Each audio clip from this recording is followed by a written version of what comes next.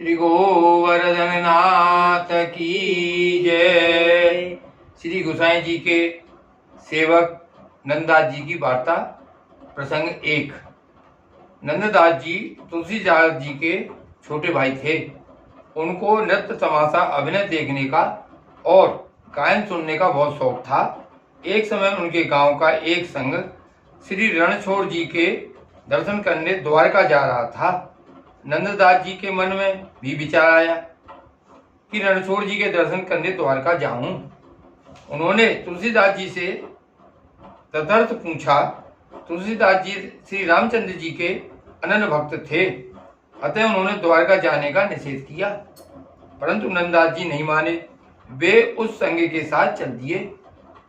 वे वहां से सीधे मथुरा गए।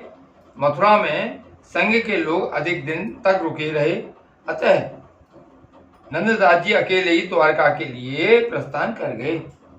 नंददास जी द्वारका का मार्ग भूल गए और वे सिंहनंद जाए निकसे पहुंचे। सो गांव के भीतर चले जा रहे थे। तहां एक छत्री गोसाई जी का सेवक रहता था। उसकी स्त्री का स्वरूप बड़ा सुंदर था।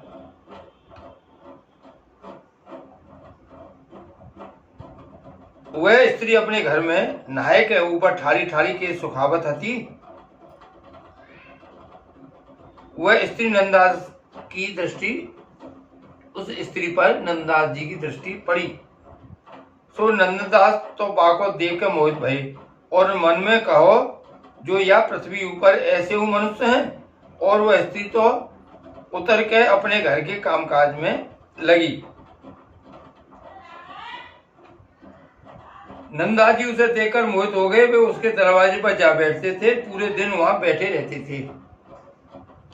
आते जाते उस स्त्री का मुंह देख लेते, तब अपने आवास पर आते थे।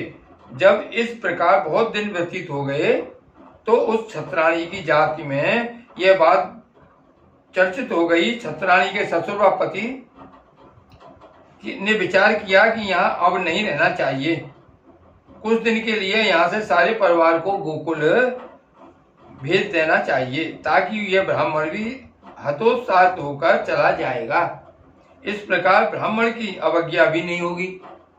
इसलिए साहूकार स्त्री ने परिवार सहित श्री गोकुल जी के लिए प्रस्थान कर दिया। छत्री परम वैष्णव था। श्री गोकुल में श्री गोसाई जी के दर्शन व सत्संग का लाभ प्राप्त होगा, अतः परम हर्ष पूर्वक परिवार सहित चल दिया। नंददास जी को उनके प्रस्थान की सूचना मिली तो वे भी उनके पीछे ही, किंतु उसके परिवार से दूर दूर चल दिए।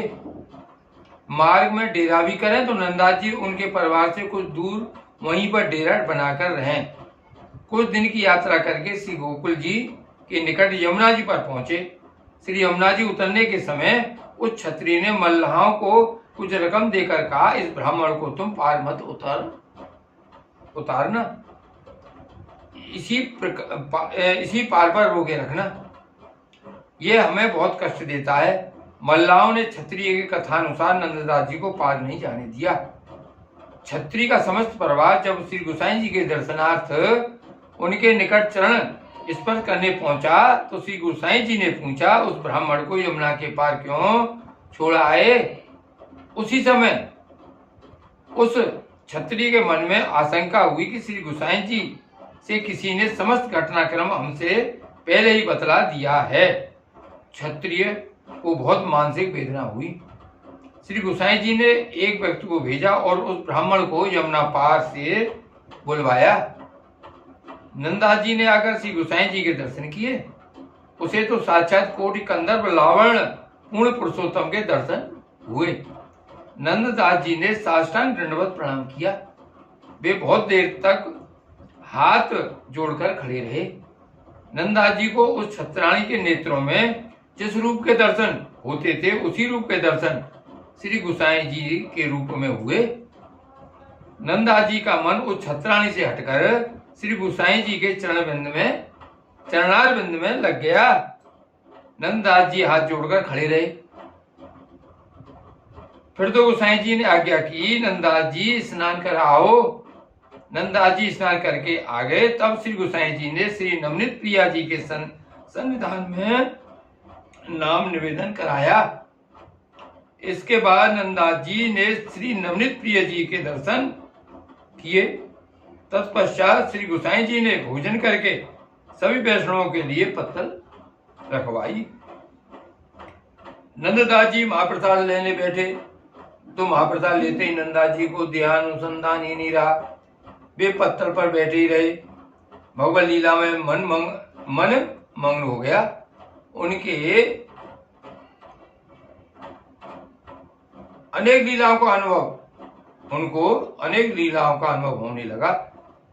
भले घर के चोर की तरह मोहित हो गए। लीलाओं का अनुभव करते हुए प्रातःकाल हो गया, कुछ भी सुध नहीं रही। सवेरा होने पर श्री गोसाई जी ने पधार कर श्री नंददास जी से कान में कहा, नंददास जी उठो, दर्शन करो। तब नंददास उठकर खड़े हुए। उन्होंने श्री गोसाई जी के दर्शन करके पद गाया।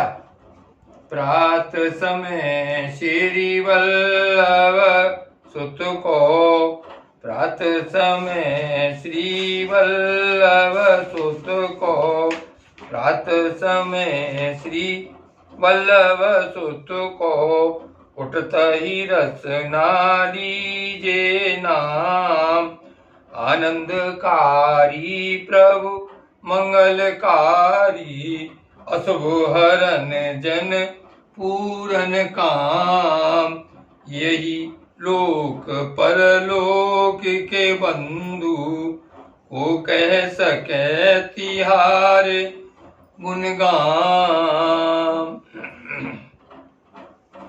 नंददास प्रभु रसिक शिरोमणि, राज करो प्रिय गोकुल सुखधाम, प्रात समय श्री वल्लभ सुत को, उठत ही रसना दीजे नाम। पद गाने के बाद नंददास जी ने श्री नवनीत प्रिय जी के दर्शन किए तो उन्हें भगवत लीला की स्मृति हुई। तब उन्होंने पालने का पद गाया।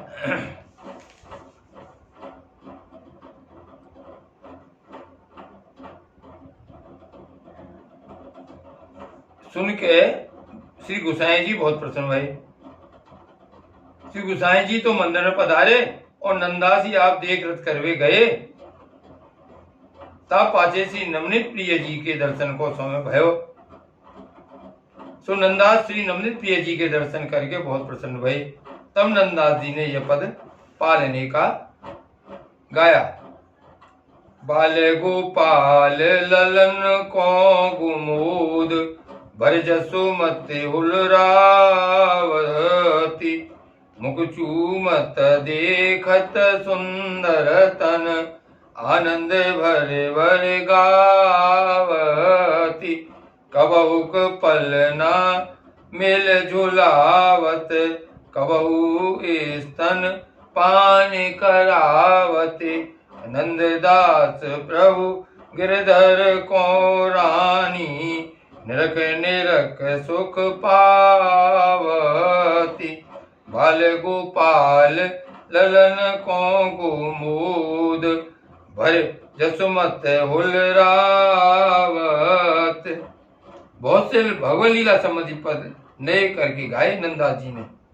श्री गोसाई जी ने ऐसी कृपा की, सब जगह से उनका मन खींचकर श्री प्रभु में लगा दिया। इसके बाद वह छत्राणी जिस पर नंददास जी आसक्त हुए थे, दिन में 5-7 बार प्रतिदिन दिखाई देती थी, परंतु नंददास जी उसकी ओर देखते ही नहीं थे। श्री गोसाई जी की कृपा से उनके मन का ऐसा निरोध हो गया। इनके भाग्य की बड़ाई कहाँ तक की जाए। श्री गोसाई परम दयाल की जय।